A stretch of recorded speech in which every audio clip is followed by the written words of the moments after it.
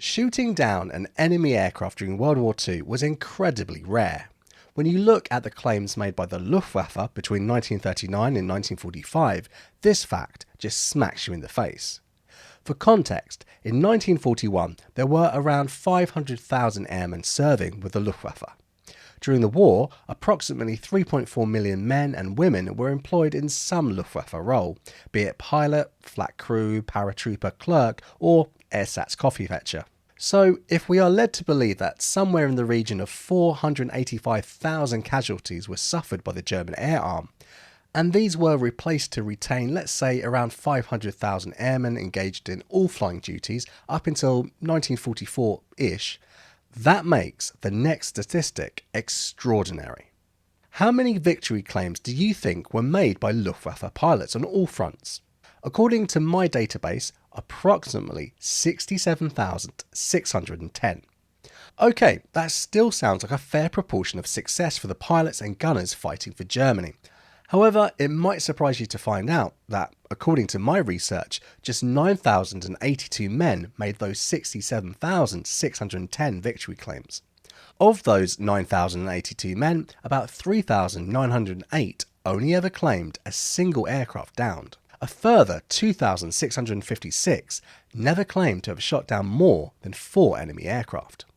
Of the 2,518 men who claim to have achieved the coveted status of ace, in Anglo-French and American eyes, with 5 aerial victories or more, how many do you think managed to do that in one single day?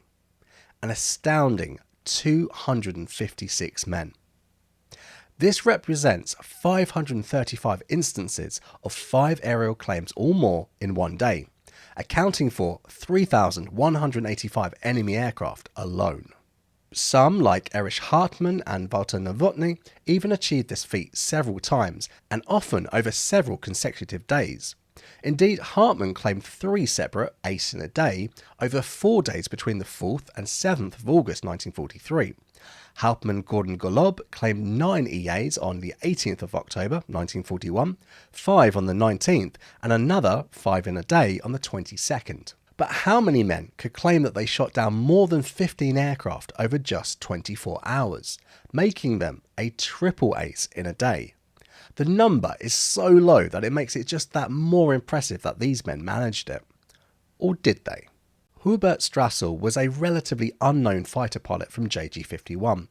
That was until Germany and the Soviet Union met in the greatest tank battle ever in the summer of 1943.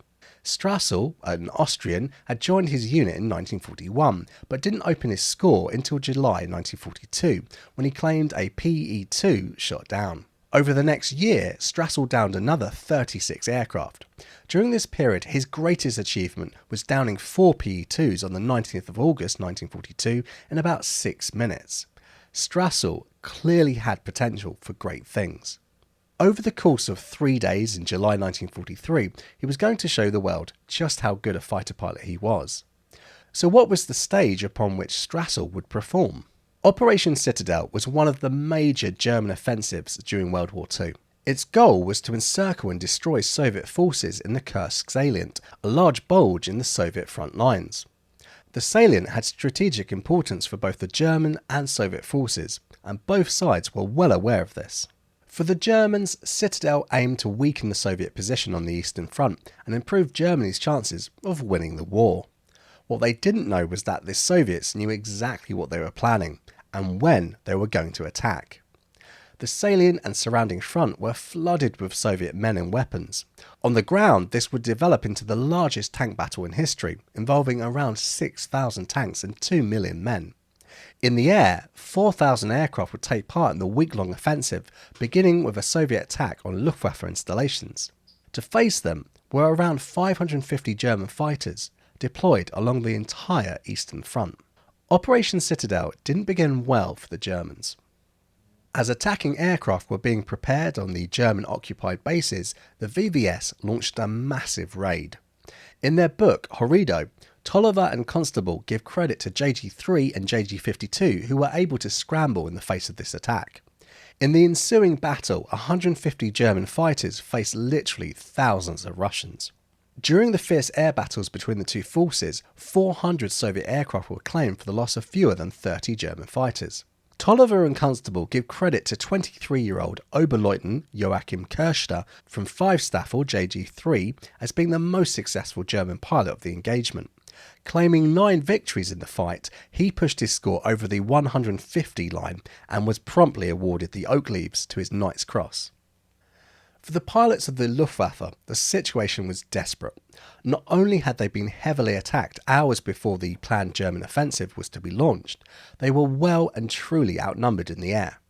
Nonetheless, for the right type of pilot, this became a fantastic situation in which to rapidly add to one's victory tally. Strassel, as if from out of nowhere, did just that. While many German pilots would come close to obtaining ace in a day status, it was a young Focke-Wulf pilot named Strassel that managed the feat on the 5th of July 1943. Between about 7:30 that morning and 6:30 that evening, he downed 5 MiG-3s, 4 IL-4s, what was reported as 4 Lag-5s, 1 Boston and 1 IL-2.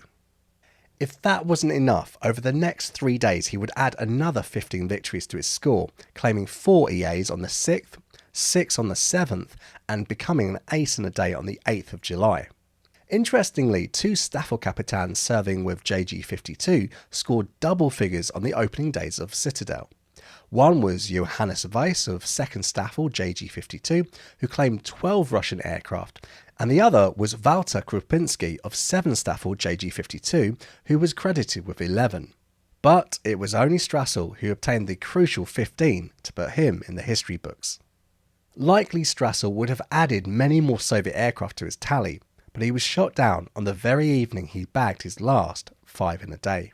Strassel was forced low during his last combat sortie on the 8th of July by a flight of Lag-3s near Ponary. With his FW-190 damaged, he desperately tried to bail out, but had left it too late. Jumping, his parachute didn't have time to deploy, and he plunged to his death.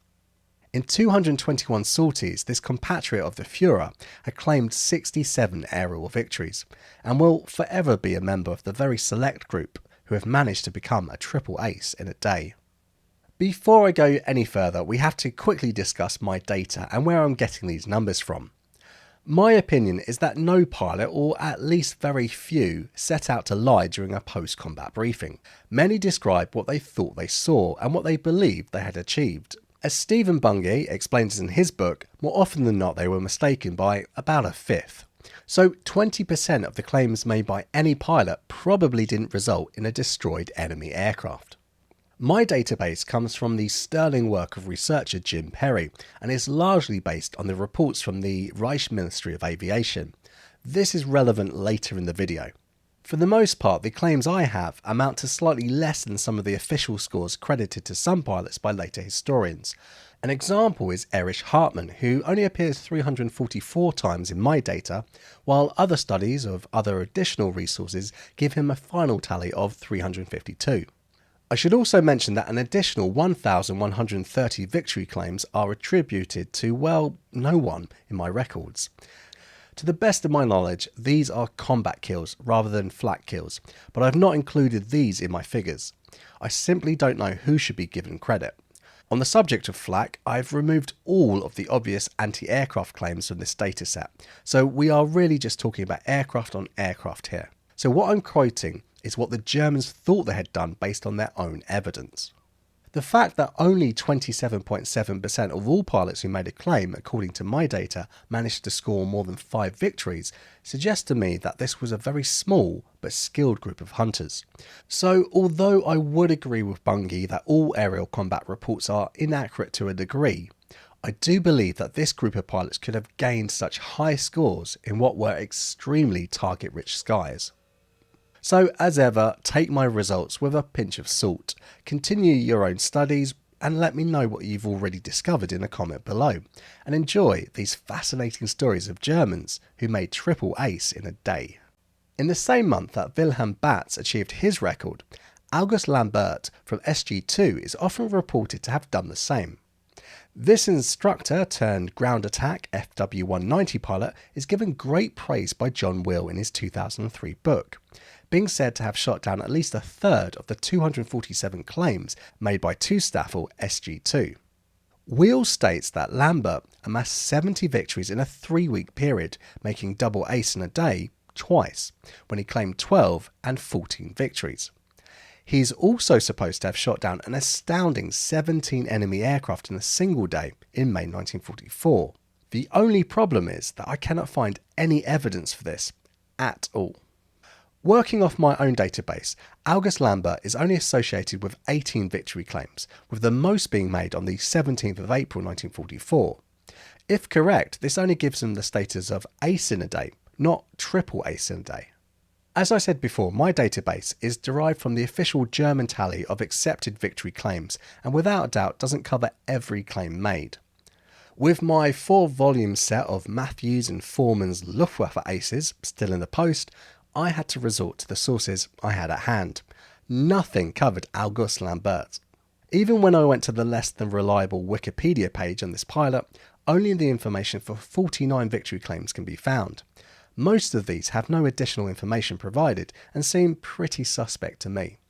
Indeed, his claims have been called into question by such historians as Christer Bergström. Even with what Wikipedia seems to have gleaned from various sources, the most Lambert is credited with is 14 claims on the 6th of May 1944. Almost, but not quite a triple ace in a day. So I'd love to see where John Will got his data, as it's put August Lambert on many a list of pilots who have shot down 15 or more aircraft in a day. August Lambert was undoubtedly a brave man and received the Knight's Cross of the Iron Cross for his action over the Crimea in 1944. After the Germans retreated after the Battle of the Crimea in October that year, Lambert would return to his former role as an instructor. He continued instructing students in the art of ground attack until April 1945, when he's reported as achieving his 100th aerial victory, before being shot down and killed in an FW-190 near Kamensk, having been jumped by P-51s after takeoff. This isn't the last bit of research I'll be doing on August Lambert, so let's put him down as a maybe for now. If you were laying your bets for which pilot might achieve the amazing feat of shooting down 15 enemy aircraft in one day, Wilhelm Batz probably wouldn't have been on that list. This is especially true during his early career in the Luftwaffe, seeing that he was miles behind the front line and a terrible marksman. Then, as by magic, something changed and he became one of the most celebrated German Experten almost overnight.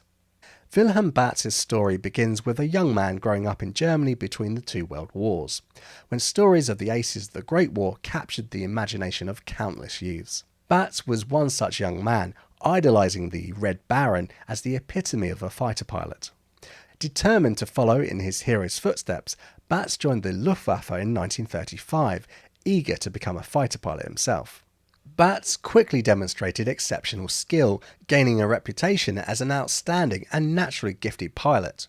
This was a terrible scenario for any budding fighter pilot, as such talent singled him out as an ideal candidate to become an instructor. Batz would languish far from the action for the first years of the war. For such an ambitious pilot, this must have been absolute torture. He yearned for the opportunity to prove himself at the crucible of aerial combat.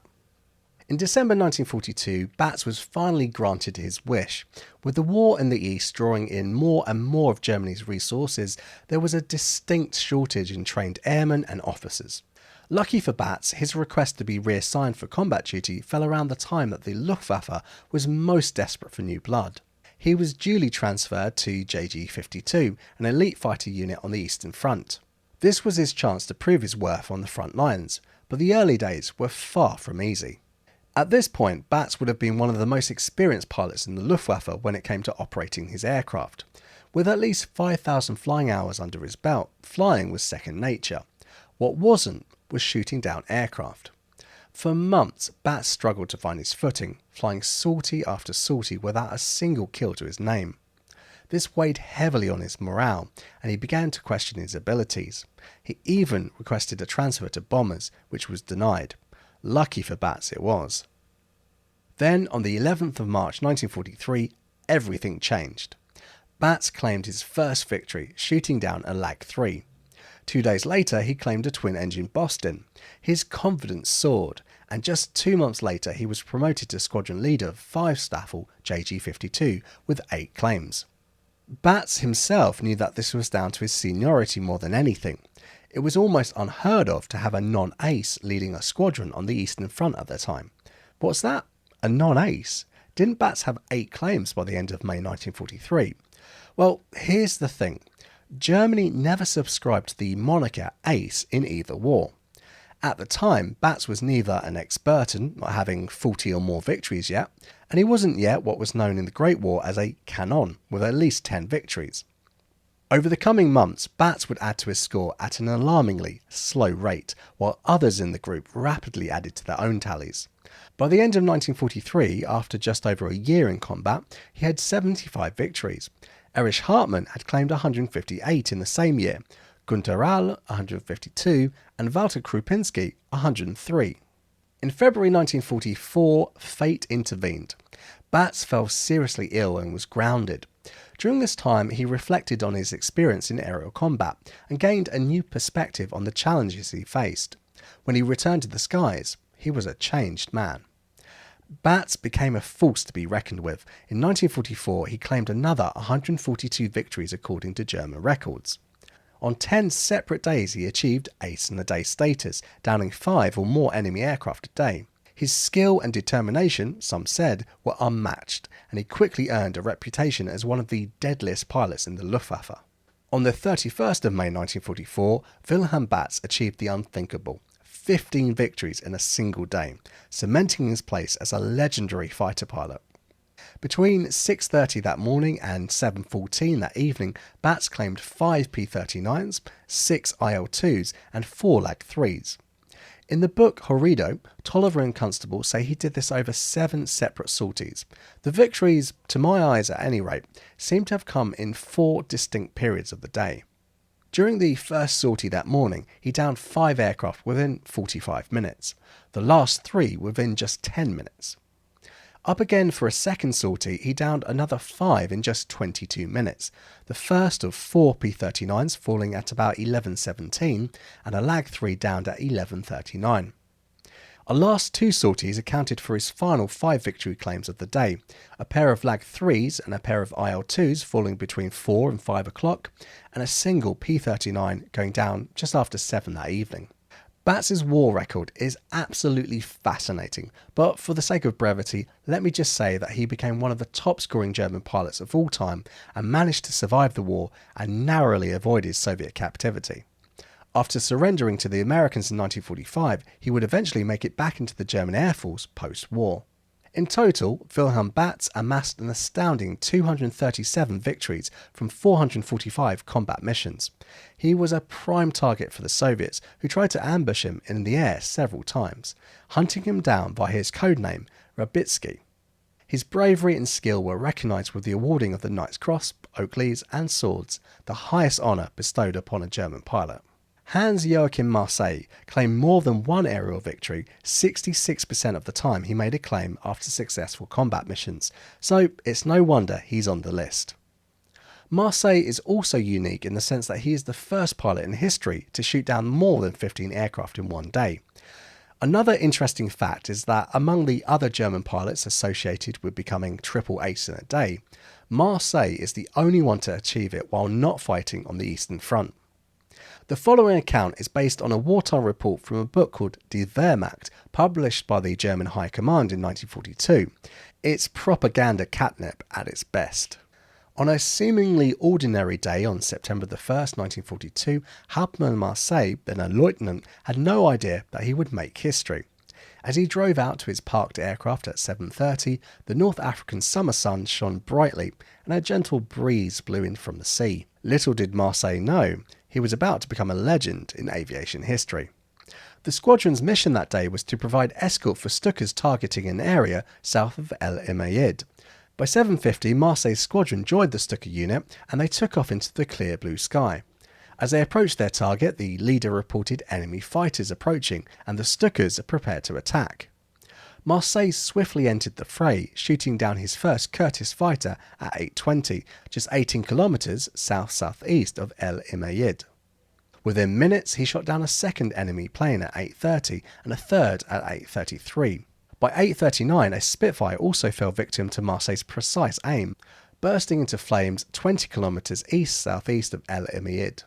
When the squadron landed at 9:14, the flight mechanics and armourers congratulated Marseille for shooting down 4 adversaries in a single mission. The day was still young, and Marseille's energy remained high. Little did he know that his greatest triumph still lay ahead. A new mission soon arose, requiring the squadron to escort another Stuka strike near Alam el Haifa. At 10:20, Marseille took off with only one flight. As they neared the Stuka's objective, he spotted 2 British bomber formations and 2 formations of escorting fighters. Undaunted by the numerical superiority of the enemy, Marseille and his wingmen engaged the British escort fighters, which had peeled off from their formation to attack the Stukas. In an extraordinary display of skill, Marseille drove into the enemy's defensive circle and shot down 2 Curtiss P-40s. The British formation scattered, and Marseille pursued, downing another 3 planes in rapid succession. By 11:02, he had single-handedly defeated an entire enemy squadron, achieving a total of 8 aerial victories in a breathtaking 10-minute battle. The victory times were recorded as 10:55, 10:56, 10:58, 10:59, 11:01, 11:02, 11:03 and 11:05. Upon returning to base, which was being visited by Field Marshal Kessering, Marseille reported that his squadron had downed 12 EAs. When asked by the Field Marshal how many the young pilot had claimed himself, he gave the reply, 12, sir. The Field Marshal shook hands with the young officer, visibly impressed by his achievement. But Marseille's day was far from over. At 5 o'clock, Marseille took off for his 3rd mission, this time escorting Ju-88 bombers to El Umeid. As the bombers dived towards their target, a formation of 15 Curtiss P-40s tried to attack them. Marseille and his squadron once again leaped into action, dispersing the enemy formation. Over the next 6 minutes, Marseille shot down another 5 British aircraft, bringing his total victories for the day to an unprecedented 17. Though the account I read and adapted was very clearly intended to stir Teutonic vigour for the war, it gives a fantastic insight into what Hans-Joachim Marseille achieved that day. It was a record that would not be beaten for another 14 long months. By that time, Marseille would be long dead, having been killed while attempting to bail out of his smoking Messerschmitt. His parachute was never deployed, and he, like Strassel, fell to his death. The Star of Africa's record may never have been beaten had it not been for a former bulldog-like civil pilot, Emil Lang. Born in 1909, being 10 years older than the majority of his fellow fighter pilots, Emil Lang was an accomplished pilot even before World War II, working for the German airline Lufthansa. As the war broke out, he naturally began to serve as a transport pilot in the earlier period of the conflict. For Lang, this wasn't enough. Despite his age, Lang decided to switch to a combat role and began training as a fighter pilot in 1942 at the ripe old age of 33. By January 1943, Emil Lang, now nearly 34 years old, arrived on the Eastern Front, joining the prestigious 1st Staffel JG-54. It didn't take long for Lang to make his mark, scoring his first success in March 1943. After a short stay with the 1st Staffel, Lang was transferred to the 5th Staffel JG-54 in April 1943. His exceptional abilities soon caught the eyes of his superiors, leading to his appointment as Staffelkapitän of 5th Staffel JG-54 in August of the same year. At this point, Lang had made 12 victory claims on the Eastern Front. Lang's personal score mounted quickly as he honed his skills and developed his tactics. From the 4th of October to the 30th of November 1943, he claimed an astounding 100 victories, 72 of them in just 3 weeks of aerial fighting around the Kiev area. His remarkable performance earned him the Knight's Cross, as his total victory claims stood at 123 by the end of 1943. It would be on November the 3rd, 1943, that Emil Lang really etched his name in the annals of history by claiming a record 18 aircraft in a single day. This incredible feat made him the most successful fighter pilot in one day of aerial combat in the history of air warfare. However, I have to admit that my database only shows 17 claims on this day. Other sources give him an additional Soviet aircraft destroyed. On the 2nd of November 1943, the day began with Lang's unit receiving orders to withdraw to Belozerkov, 46 miles southeast of Kiev. However, a small commando led by Lang was tasked with providing direct support for army troops fighting in Kiev for as long as possible. Lang called for volunteers, and every pilot's hand went up. Ultimately, he selected his Schwarm members, leaving the rest of the grouper to depart. The small commando consisted of 5 FW-190s, 8 ground crew, 3 trucks, and a tanker. They concealed their fighters and vehicles in an empty hangar on the deserted airfield before driving to barracks blocks on the outskirts of town to spend a restless night punctuated by nearby machine gun and small arms fire. At first light on November 3rd, the Soviet assault on Kiev began with artillery barrages from both the north and south, followed by a massive wave of bomber and ground attack aircraft. Supported by hordes of LA-5s and Yak-7 fighters, the Soviet aircraft filled the sky, undisturbed by German flak or fighters. John Will describes Lang's day of combat in his book Jägersvater 54 Grünherz. In one of the few quiet moments, Lang took off with Unteroffizier Paskia as his wingman heading west. The second Rotor remained on the ground waiting for their return. As wave after wave of Soviet bombers dropped their payloads on the German positions, the 2 FW-190s appeared high in the sky, diving on a group of fighters escorting a formation of IL-2s. With a short burst of fire, an LA-5 was hit, caught fire and dove vertically into the ground to the north of the airfield. The FW-190, piloted by Lang, slid into a left-hand turn beneath one of the IL-2s, firing a line of tracer, and claimed another victory as a second Soviet aircraft went down. The untidy formation of Stormoviks soon disappeared from sight, while Russian fighters hovered overhead. Following this combat, after about an hour, according to Will, Lang returned with 4 kills to his name. Given the high Soviet air activity, Lang quickly changed aircraft due to stoppages in both right-hand cannons and took off again. This time he left Paskia behind, who recounted the events of the previous sortie, and flew with Unteroffizier Gross as his new wingman. During the second sortie, Lang claimed 6 more victories according to Will. Returning to base again, the ground crews rearmed and refueled the FW-190s before another mission could be flown. For the third sortie, Lang once again had Gross on his wing, and scored an additional 5 kills. By the fourth sortie of the day, it was Feldwebel Hoffmann's turn to fly as Lang's wingman. At this point, Lang was just 3 kills short of reaching an impressive total of 100 official victories. Hoffmann, on the other hand, was only 2 away from his own milestone of 50 kills. Both men were eager to reach those milestones before the end of the day. As the afternoon wore on, waves of Soviet bombers, including Boston's, continued to assault Kiev. Lang returned after about an hour with the 3 required victories under his belt, bringing his total to 100 kills.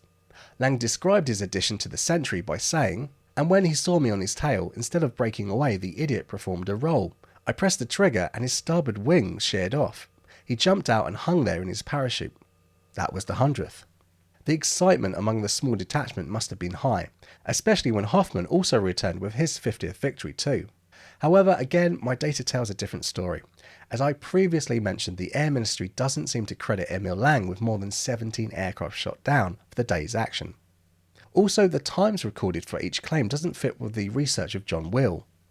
It's an interesting discrepancy, if only in the fact that it makes Lang seem even more deadly. According to my data, he shot down an astounding 7 aircraft in 11 minutes on the morning of the 3rd of November 1943, followed by a single claim at 1 p.m. He finished the day with 5 claims in about 8 minutes, and a final 4 over 4 minutes. Whatever the facts, Emil Lang has a place in the Fighter Pilots Hall of Fame.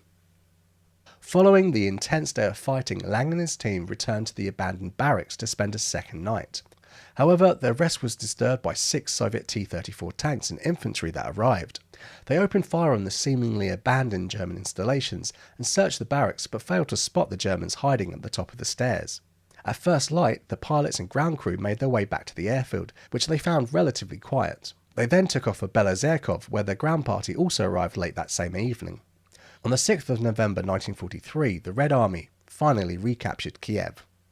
Unfortunately, Emil Lang would not survive the war. He was killed on the 3rd of September 1944 after being transferred to the Western Front. In total, he is credited with 173 victories gained in over 400 combat missions. If you've enjoyed this video, please give it a like to help it spread to more people, and let me know in the comments, had you heard about all these fighter pilots before? And if you'd like to help me produce videos just like this one, consider supporting the channel by going over to my website, calibanrising.com/support. And for more amazing stories about fighter pilots from World War II, why not watch the video on screen that I made for you? It's a good one.